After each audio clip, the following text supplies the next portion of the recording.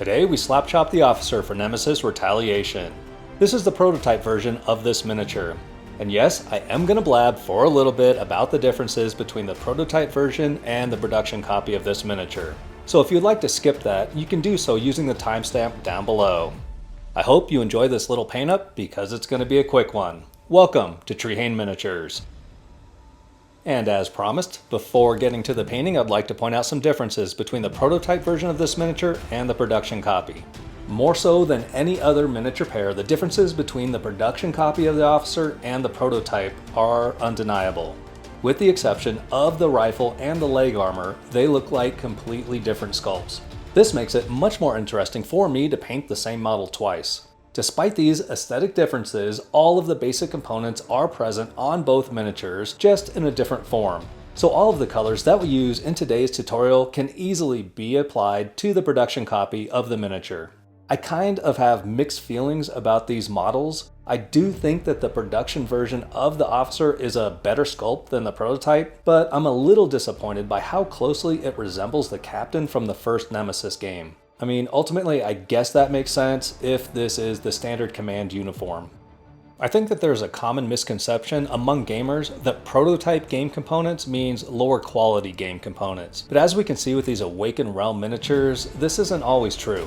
However, despite the increase in crisp details on the prototype miniatures, this product isn't really suitable for tabletop board gaming. These miniatures are resin 3D prints and they are super fragile. Many of the prototype miniatures that I received arrived broken and needed to be repaired before painting. This officer prototype miniature arrived with the Awakened Realms Sundrop Wash on it.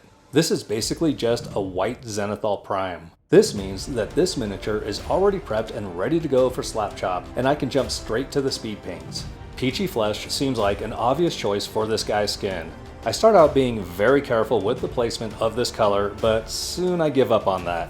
Reaching the neck is almost impossible without also hitting the ridiculous fur collar. It's much easier to paint freely and then clean up any stray paint strokes with a little titanium white later. I'm using Beowulf Blue for the officer's clothing. I'm breaking away from the Star Trek norm by giving the command staff a blue outfit that is usually reserved for science or medical staff. This clothing color is how we're designating player color. I like to leave the rims of my miniature bases black, so I usually find some other way to incorporate the player color into the piece. For the characters in this game, I made the decision to paint the cloth components of their outfits with their specific player colors. It still fits the science fiction trope of giving characters specific color outfits that define their role in the team, even if it doesn't perfectly align with Star Trek.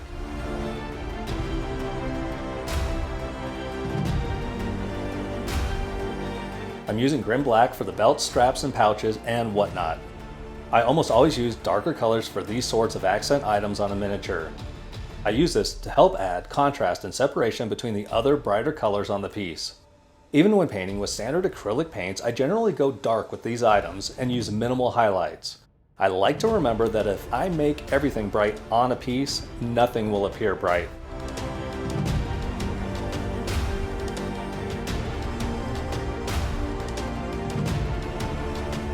I'm making my own gunmetal blue color with a 50-50 mix of Plasmatic Bolt and Occultist Cloak speed paint. I'm using this to paint the officer's rifle and all of his armor components.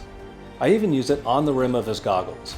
It's my humble opinion that this is the best way to paint gunmetal with speed paints. I personally don't enjoy using metallic paints for miniature painting. This is a personal preference. Even when painting with standard acrylic paints, I think that bad non-metallic metal still looks better than painting with metallic acrylic paints. But to each their own. If you own metallic speed paints and prefer the look of those, don't let my opinion stop you from using them.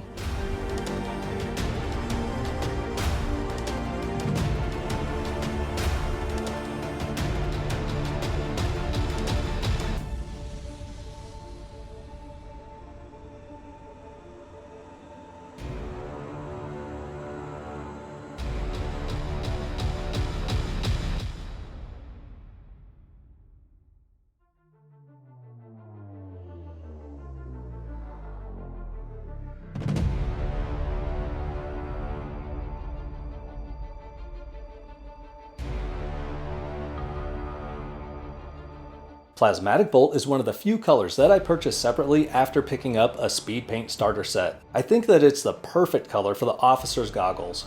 It's also one of my favorite speed paint colors in general. Finally, we need to paint this silly fur collar.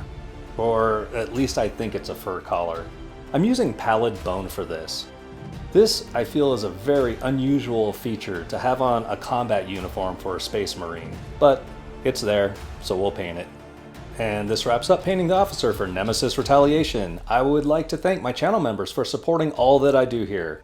If you too would like to become a channel member, you can do so using the link in the description down below. Thank you so much for watching. Please hit the like button and subscribe to the channel to join our growing community of gamers who like to tell other people what to do.